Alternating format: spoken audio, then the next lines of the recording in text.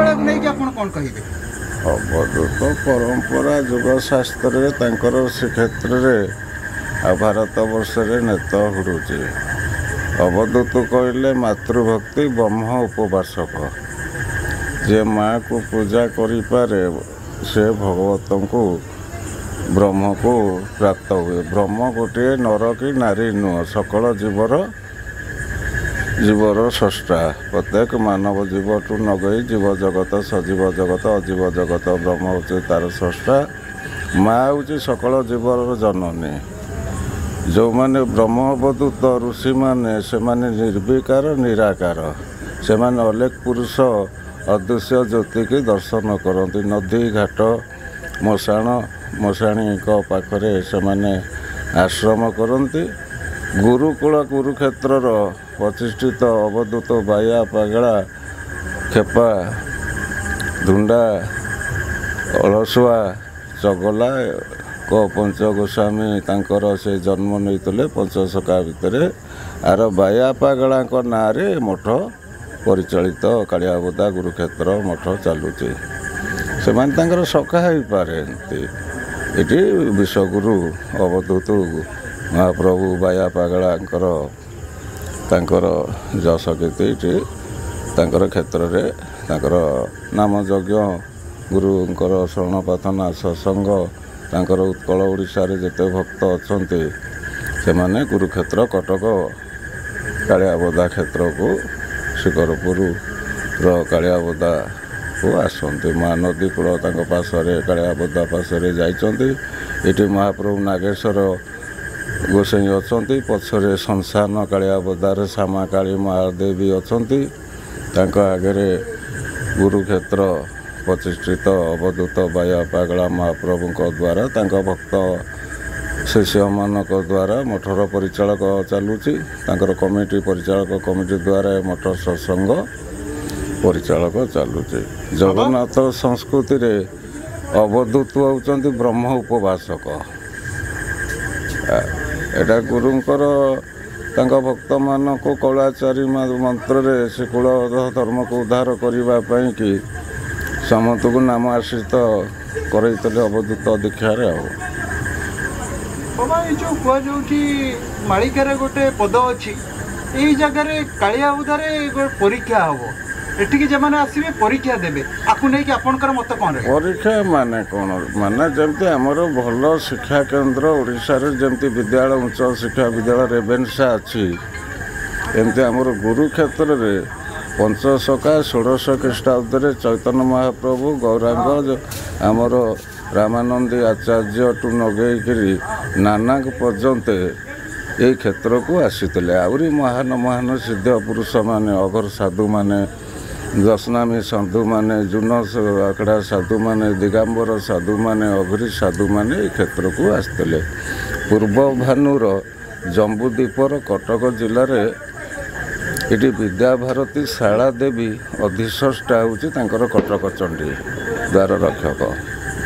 कारण ये महाभारत रे परशुराम ही श्रीक्षेत्र पुण्य दर्शन करने कि कटक जिला को महानदी कूल आदि शालांकर विजय स्थान। शाला पचारि एकाक्षर तो बापा कईटा एक ब्रह्म द्वितीय नास्ति। जगन्नाथ गोटे आम बहु जुगे से जगन्नाथ रूप में पूजा करुचे जे जो रूप में पूजा करूँ सेमती क्षेत्र में परीक्षा कौन हम लोक मैंने साधु सत भारत वर्षर ये क्षेत्र में दिने मिलन क्षेत्र माने एकाक्षर मिलन दिने भारत विश्व भारत ओडिशा रे अनेक सत साधु अच्छा ये क्षेत्र में एकजुट हे जो मैंने आत्मा तत्व जोगी माने भक्त माने जो मैंने आत्मा शरीर तत्व विषय जानते महापुरुष विश्वगुरु बाया पागला हूँ आत्मा तत्व ज्ञान शरीर तत्व ज्ञान से माने पिंड ब्रह्मांड रे बुझंती फिर शरीर तत्व ज्ञान रे आत्मा तत्व रे शून्य तत्व माध्यम गोछंद यज्ञ ब्रह्म गायत्री गोछंद यज्ञ ये क्षेत्र में होउची प्रभु क्षेत्र में से आमर श्रीक्षेत्र में अवधूत बाना शैव अवधूत राम अवधूत ବ୍ରହ୍ମ ଅବଧୂତ ବୁଝିପାରିଲେ, ଶୈବ ବ୍ରହ୍ମ ଅବଧୂତ, ଶିବ ଅବଧୂତ, ଫେରେ ରାମ ଅବଧୂତ। ଯେଉଁ ଅବଧୂତ ତାପରେ ଅଲେଖ ମହିମା ଅବଧୂତ, ମହିମା ଧର୍ମର ସନ୍ତ ଧର୍ମମାନେ ସେମାନେ ହିଁ ବ୍ରହ୍ମ ଅବଧୂତ ଧର୍ମ ପଚାରନ୍ତି। ଅନେକ ନିରାକାର ବାବାଜୀମାନେ ସମ୍ପ୍ରଦାୟ ଶିବ ସମ୍ପ୍ରଦାୟ ମାନେ ସେମାନେ ହିଁ ଅବଧୂତ କହନ୍ତି। ଅବଧୂତ ଶ୍ରୀମତ ଭାଗବତରେ ସେ ଯଦୁରାଜଙ୍କୁ ଆଉ କଂସଶାଳାରେ ଆଗତ ଭବିଷ୍ୟତ ବାଣୀ କହିଥିଲେ। ଭୌତିକ ବାଣୀ ଦେଶର କ'ଣଟା କେତେବେଳେ ଯୁଗ ଅନୁପାତରେ ଭଗବାନ ଅବକାଶ ମର୍ତ୍ତ୍ୟକୁ ନେବେ। ସେମିତି ଏଇଟା ହେଉଛି ବ୍ରହ୍ମ ଅବଧୂତ ଭଗବତୀ କ୍ଷେତ୍ର। ଏହି କ୍ଷେତ୍ରରେ ସେ ଭଗବତୀ ପ୍ରାପ୍ତ ହୋଇଥିଲେ, ପଞ୍ଚସଖାମାନେ ହେଇଥିଲେ। ତାପରେ ଇଏ ଆସିଲେ ଶେଷକୁ ତ୍ରାଦଶ ଅବତାରରେ ଆମର ବାୟା ପାଗଳା ଖେପା ଅଳସୁଆ ଧୁଣ୍ଡା ଭୁଙ୍ଗା ଚଗଲା ଏମିତି ଅନେକ ମହାପ୍ରଭୁମାନେ ଅବକାଶ ଆସିଥିଲେ। ୟାଙ୍କର ଦୁଇ ଜଣଙ୍କର ବିଶ୍ୱଗୁରୁ ଅବଧୂତ ବ୍ରହ୍ମ ଅବଧୂତ ବାୟା ପାଗଳାଙ୍କର ଏ କ୍ଷେତ୍ରରେ ପ୍ରଭୁ ନୀଳାକ୍ଷେତ୍ରରେ ପ୍ରତିଷ୍ଠିତ। ଆମେ ତ ଅଜ୍ଞାତ ମାତ୍ର ପରିବ୍ରଜକ ସନ୍ନ୍ୟାସୀ, ଆମେ ଯେତିକି ମହାପୁରୁଷଙ୍କ ଗୁରୁକୁଳ କରୁ ଯାହାଟା ଅନୁସନ୍ଧାନ କରିଛୁ, ସେ କ୍ଷେତ୍ରରେ ଯିଏ ଯାହାର ସିଦ୍ଧ ମାନସିକ କରିବ ଏ କ୍ଷେତ୍ରରେ ତା'ର ବିଜୟ ପ୍ରାପ୍ତ ହୁଏ। ଏଇଠି ସେ ମାନସିକ କରି ମହାନଦୀରେ ସ୍ନାନ ଶୌଚ ଏ କ୍ଷେତ୍ରରେ ଯିଏ କ୍ଷେତ୍ରବାସୀକି ମାନସିକ କରିବ, ସବୁ କ୍ଷେତ୍ରବାସୀଙ୍କର ଏଇଟା ସାଧନା କ୍ଷେତ୍ର।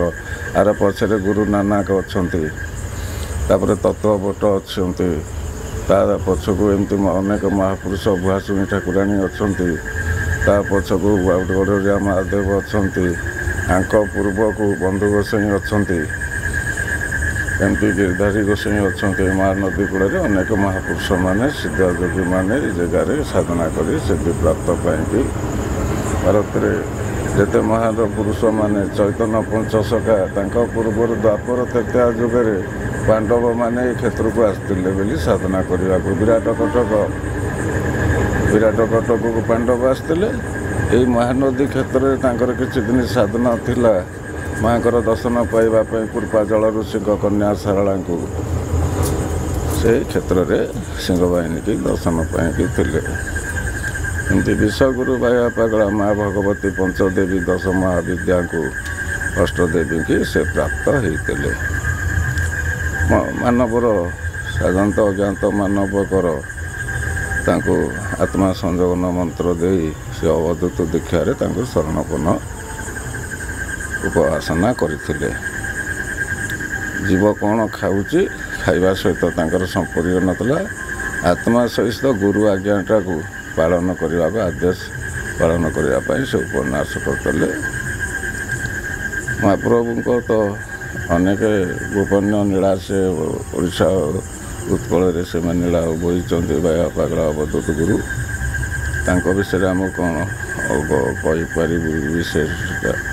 ତାଙ୍କୁ ଅନେକ ବିଶ୍ୱ ଉପାଧି ଦିଆ ହୋଇଥିଲା। ସେମାନେ ଅନେକ ବିଦ୍ୟାଳୟ ମନ୍ଦିର ଆଶ୍ରମ ଗିରି ପୁରୀ ଭାରତୀ ପର୍ବତ ପଞ୍ଚ କ୍ଷେତ୍ରରେ ତାଙ୍କର ଆଶ୍ରମ ଅଛି। ସେମାନେ ପରିବ୍ରଜକ ସନ୍ନ୍ୟାସୀ ଥିଲେ, ଜଣେ କୌପୁନୀ ଧରିଥିଲେ, ଜଣେ ଦିଗାମ୍ବର ଥିଲେ, ଉଲ୍ଲଘନ ଥିଲେ ବିଶ୍ୱଗୁରୁ ବାୟା ପାଗଳା। ସେ ଅବଧୂତ ଅଘୋର ପନ୍ଥା, ମାନେ ସେ ଅବଧୂତ ପନ୍ଥା ସେମାନେ ଶଙ୍ଖୁଡ଼ି ଭୋଜନ କରନ୍ତି। ମାନେ ନିଷ୍କାମ ସାଧନା ତାଙ୍କର, କାହା ପ୍ରତି ହିଂସା ନଥିଲା, କି ଶତ୍ରୁ ଭାବ ନଥିଲା, ପତି ପାଳନ କରୁଥିଲେ। ଏଇ ଗଣ୍ଡରପୁର ଶିକରପୁର ଜୋବରା ଏଠି ପାଞ୍ଚମୌଜା ଲୋକମାନେ ପୂର୍ବେ ତାଙ୍କୁ ଭକ୍ତି ଭାବ କରୁଥିଲେ। ଭକ୍ତମାନଙ୍କର ଉଚ୍ଛିଷ୍ଟ ଅନ୍ନ ଭିକାରେ ସେ ମହାପ୍ରଭୁ ଚଳନ୍ତି। ଏସବୁ ଭକ୍ତଙ୍କର ଉଦ୍ଦେଶ୍ୟରେ ସେ ନୀଳାମୟ ଅବକାଶ ଆସିଥିଲେ। ସେ ବହୁ ରାଜପରିବାର ଥିଲେ। ରାଜପରିବାର ପରିତ୍ୟାଗ କରି ବିଶ୍ୱଗୁରୁ ଅବଧୂତ ବାୟା ପାଗଳା ସେ ସନ୍ନ୍ୟାସୀ ଧର୍ମ ପାଳନ କରିଥିଲେ।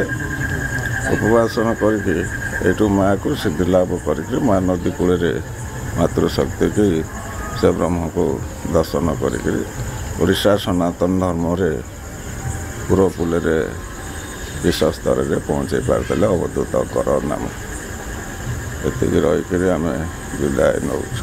ଜୟ ଭଗବତୀ ଗୁରୁକ୍ଷେତ୍ରକର କାଳିଆ ବୋଦାଙ୍କର ନାମ ପ୍ରଚାର ହଉ।